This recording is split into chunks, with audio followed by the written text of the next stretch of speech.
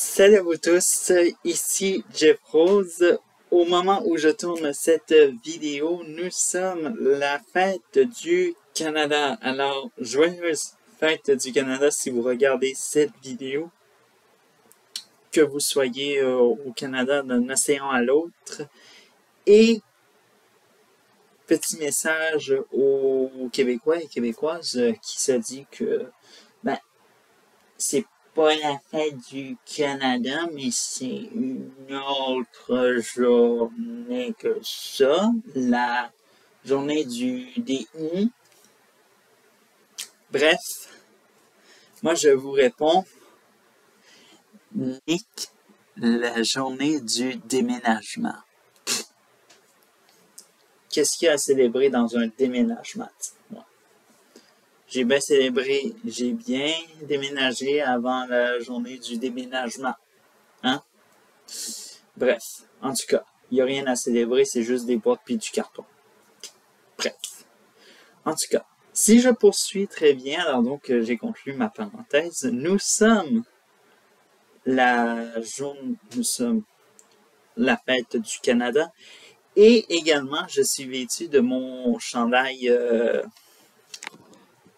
que je me suis procuré en 2017, très vieux, et tout ça chez la Baie du Son. Et évidemment, vous avez aperçu peut-être ce petit ruban orange que je porte et tout ça.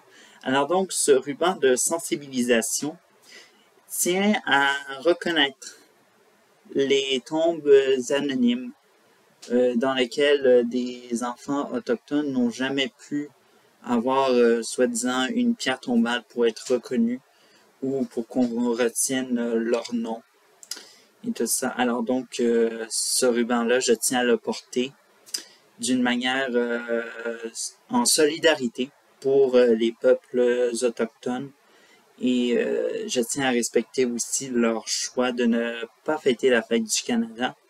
Bref, c'est ce qui conclut Annoncé.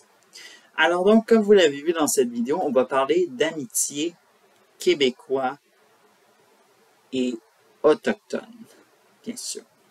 Alors donc,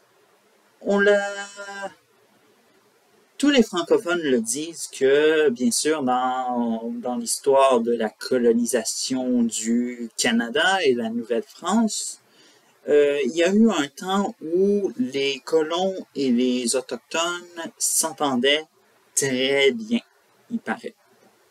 On ne sait pas si c'est pour cacher, par exemple, les petites chicanes qui se sont produites entre les autochtones et les colons. Mais bref, on appelle, disons-le, qu'il y a eu une belle amitié jusqu'à temps qu'il y ait les colons anglais qui arrivent et qui fassent de la chicane et tout ça. Hein? Les méchants anglophones, on va dire oppresseurs, oh mon Dieu, wow, on a peur et tout ça, et bien, c'est ce qui démarre tout ce système affreux. Qu'est-ce qui s'est passé avec les Autochtones? On peut mentionner carrément l'extinction de la tribu des Beothuk. D'ailleurs, j'ai fait une vidéo pour parler de cette tribu qui est très importante dans l'histoire du Canada et bien sûr, dans les tout premiers disons-le, exploreurs européens qui ont découvert les côtes canadiennes d'ailleurs. Et non, ce n'était pas Christophe Colomb. Alors donc, bref, elle sera en lien dans cette vidéo. Bien sûr.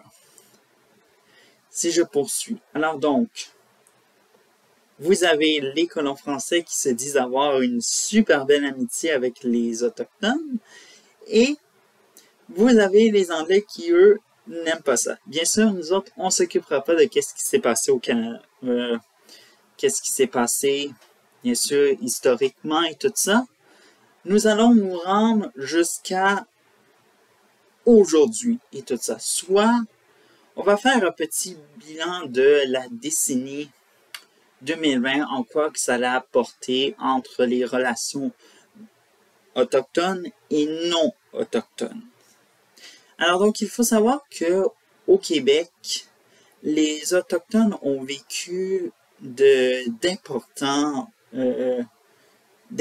événements qui ont été synonymes de tragédie. On peut penser, par exemple, en 2020, le décès tragique de Joyce Echaquan, une Atikamekw de la communauté de Manawan, qui est décédée malheureusement à son séjour à l'hôpital de Joliette. En 2021, on peut constater évidemment que le cœur n'était pas à la fête, bien sûr, pour le Canada. Et bien sûr, on a célébré la première journée de vérité et réconciliation qui se passait le 30 septembre, si je me souviens bien. Bien sûr, la journée nationale de vérité et réconciliation. Mais bien sûr, si on a mentionné l'absence de Justin Trudeau à Ottawa, bien sûr, il faisait des petites vacances à Tofino, bien sûr, hein. Monsieur Trudeau, trop paresseux.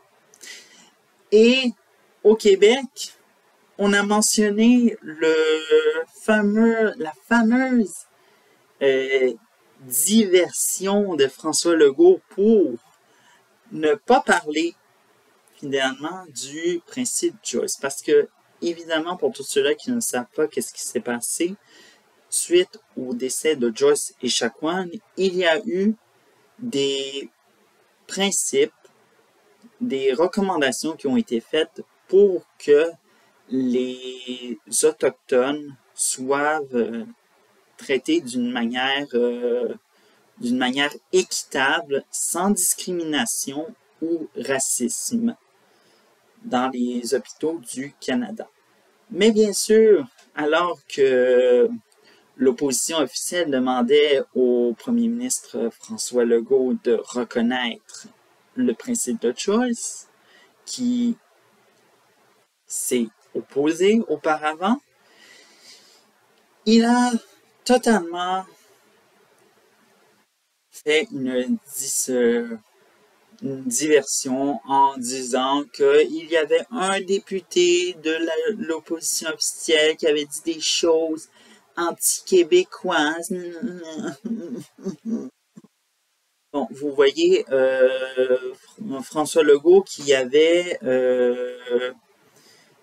disons-le, le goût de ne pas, qui était trop dans sa fragilité québécoise pour dénoncer évidemment les... là, hein, mais non, hein, nous comme je l'ai dit, oui, on véhicule toujours cette cassette que les Québécois ont eu une relation saine avec les Autochtones. Bref, on oublie que soudainement, oups, il y a une petite minorité qui appelle encore les Autochtones soit sauvages ou indiens, ou encore on oublie que, parce que comme vous le savez très bien, évidemment, si on poursuit en 2022, qui est la dernière date, en date de l'année, la décennie 2022, il y a eu la loi 96. La loi 96, évidemment, c'est une loi qui est très controversée au Québec. Oui, elle tient à renforcer le français, mais de quelle manière, figurez-vous? D'une manière douce ou rude? Si vous avez répondu rude, vous avez la bonne réponse, évidemment. Et pour les Autochtones du Québec, c'est de la colonisation, bien sûr. Alors donc, à nouveau, le gouvernement du Québec se défend que cette loi, c'est pour renforcer c'est pour renforcer la nation française, c'est pour faire... Et bien sûr, la loi a été adoptée, étant donné que le gouvernement est majoritaire. de François Legault. Et, bien sûr, maintenant de parler de colonisation, figurez-vous combien de cours qu'il fallait qu'il fasse? Pour les non-francophones, c'est 3 cours de français. Comparé aux Québécois qui sait parler francophone, vous savez, ceux qui sont mieux instruits, parce que oui, un Québécois non francophone, c'est pas quelqu'un d'instruit, c'est quelqu'un de mal instruit et tout ça. Et il faut les éduquer avec 3 cours de français, figurez-vous. Tout ça avec la loi 96. Tandis que le Québécois francophone va avoir un cours d'anglais. Tout ça. Avec un professeur qui ne sait pas dire les noms anglophones dans la vraie langue. Comme par exemple le mien. On disait Ross, et ça aurait pu dire Ross. Maintenant, vous savez mon nom de famille.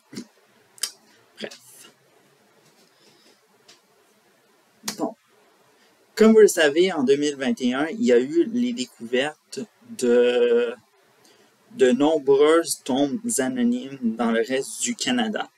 Et les recherches ont explosé et tout ça.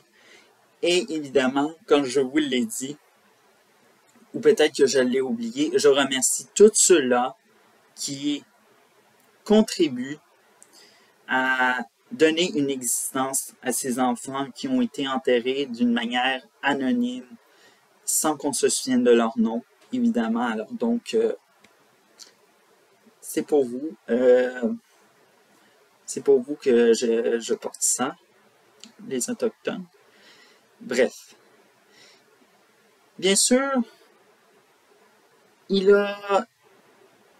Là où on a fait le moins de recherches, où est-ce que c'était, figurez-vous?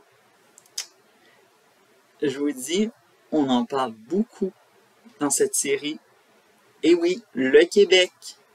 Le Québec, comparé, même si je ne sais pas s'il y a une province où il n'y a pas eu de pensionnats autochtones. En effet, je ne me souviens plus trop où et tout ça.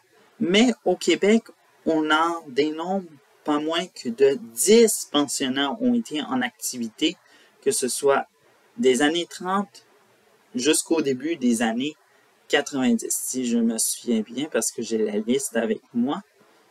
Et oui, c'est ça, les années 30 jusqu'au début des années 1990.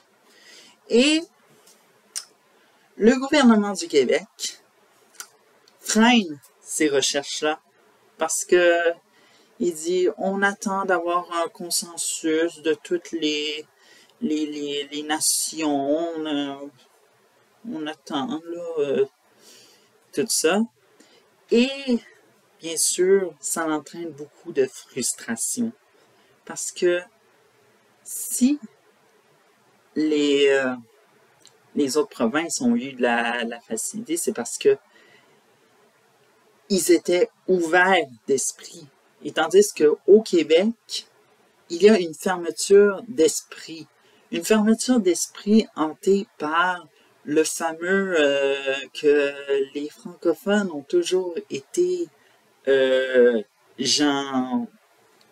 toujours gentils avec les Autochtones. C'est les anglophones qui sont méchants. Bref, moi je ne crois plus à ça, premièrement.